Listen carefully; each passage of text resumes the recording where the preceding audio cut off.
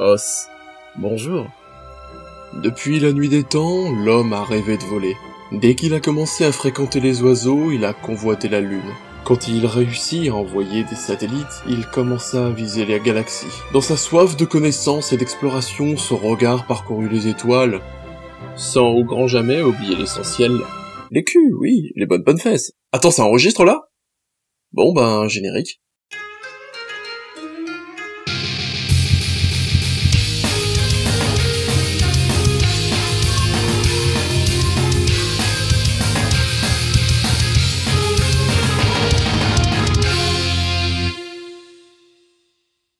Space Dandy est une série de science-fiction en 26 épisodes sortis en janvier 2014. On retrouve aux commandes les studios Bones qui se sont aussi occupés de FMA, ou Full Metal Alchemist, et de Wolfsrain.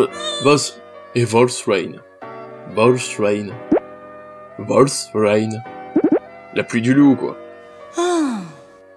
Wolfsrain. Mais surtout, entre autres, à la direction, le magnifique, surpuissant, l'incroyable, que dis-je, l'inénarrable, Shinichiro Watanabe.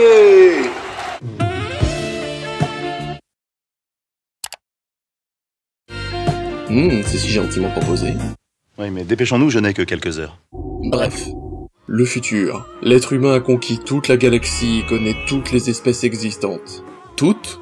Non. Quelques chasseurs de primes sont payés à recenser les derniers spécimens inconnus. Nous suivons l'un d'eux, appelé Dandy, et sa... philosophie.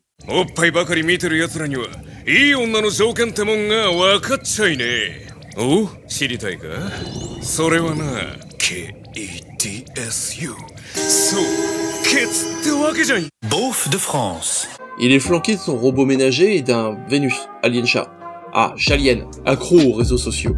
Et afin de payer ses factures et son ardoise au bar à hôtesse, le Boobies, ils vont parcourir les coins les plus tordus de l'univers. Les designs? Non. Les graphismes? Non. La direction artistique? Non.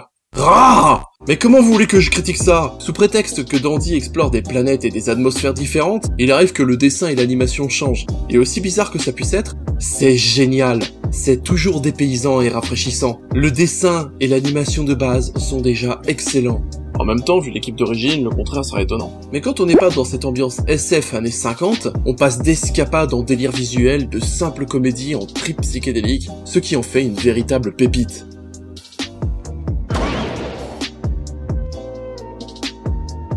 On est sur de l'univers pur SF. Mais ça on l'a déjà dit. Des robots, des vaisseaux, des extraterrestres, des blasters, mais rapidement, ça n'hésite pas à mélanger les codes, voire à devenir carrément méta par moment. On se retrouve sur une histoire complètement décousue, construite comme une anthologie, les épisodes semblent en avoir aucun rapport de l'un à l'autre, et même ça est expliqué au final. Sans parler du fait que c'est une véritable lettre d'amour à la pop culture, avec des références à l'appel, dont voici une rapide liste.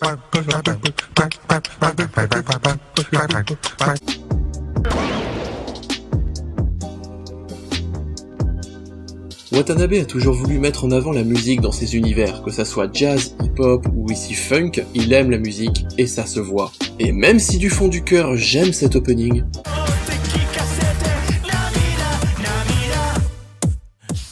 on peut aussi bien partir d'un thème rétro qui insiste sur le côté un peu ringard de Dandy, puis partir sur de l'électro-funky ou du disco, quand on ne tombe pas sur une comédie musicale complètement pétée. Et au passage, c'est assez rare pour être souligné, la VF s'en sort très bien. Eh ouais, au fond, je suis un romantique de la vague. Et mon vieux cœur rouillé ne peut pas s'empêcher de saigner quand je pense à Wednesday. Je vois juste vos sourires pleins de fierté, et je veux les effacer de vos visages.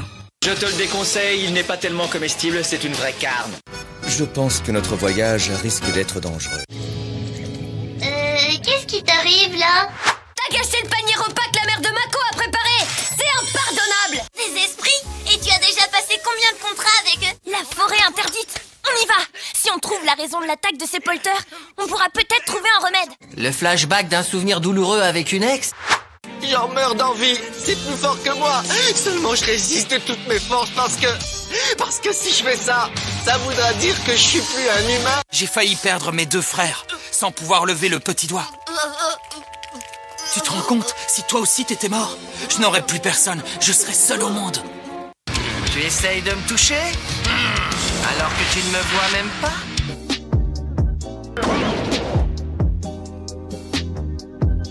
Bien que le concept ne date pas d'hier, on a assisté à une apparition importante des anti-héros de tout type. Par définition, c'est un personnage central qui n'a pas les vertus habituelles d'un héros. Et pourtant, on le retrouve maintenant assez souvent au centre de l'attention.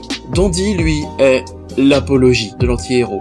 Le contre-exemple même du protagoniste modèle. Il est beauf, frimeur, égoïste, paresseux, maladroit, et disons-le, assez neuneux. Mais c'est probablement ça qui fait le charme de ce genre de personnage. Ses réussites et ses bons côtés sont d'autant plus éblouissants quand on constate le loser prétentieux qu'il est en général. À côté de ça, les deux sidekicks rajoutent un peu de couleur au tableau. On a Cutie, le robot ménager, probablement la seule personne rationnelle à bord, et Meow, aussi dit, qui, quand il ne conteste pas d'être un chat, passe son temps à tweeter et à prendre des selfies. Chacun aura son épisode bien à lui, lui apportant un minimum de profondeur.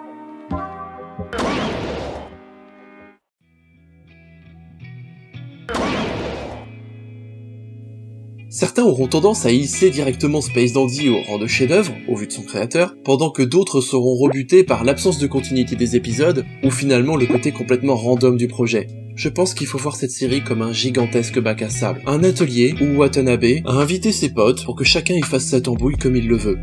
Forcément, le résultat est inégal. On a 22 directeurs sur le projet, soit presque un directeur par épisode, et 12 scénaristes au total. Mais que ce soit pour les tripes sous acide, l'étrangeté de son univers, ou juste Dandy, cette série mérite ce qui la définit le mieux.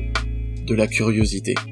Les animés regorgent d'univers SF avec différentes familles, vous avez l'embarras du choix. C'est pourquoi, si vous avez déjà vu Space Dandy, ou que vous êtes curieux, et une fois n'est pas coutume, je vous recommande un long métrage, Redline, avec son héros et son air de famille, toujours par les studios Bones, et plus dans le domaine space western, Outlaw Stars est une valeur sûre, un poil rétro, mais avec de très bons personnages. Ce troisième épisode de Zoom se termine, et jusque-là j'ai pris beaucoup de plaisir à le partager et à les faire avec vous. Si vous aussi vous avez aimé, n'oubliez pas de donner votre avis, commenter, cliquer sur la cloche, mais aussi, s'il vous plaît, de participer au Tipeee afin de nous donner un coup de main pour la suite. Merci à tous pour vos retours, et comme disait le sage, See you, Space Cowboy.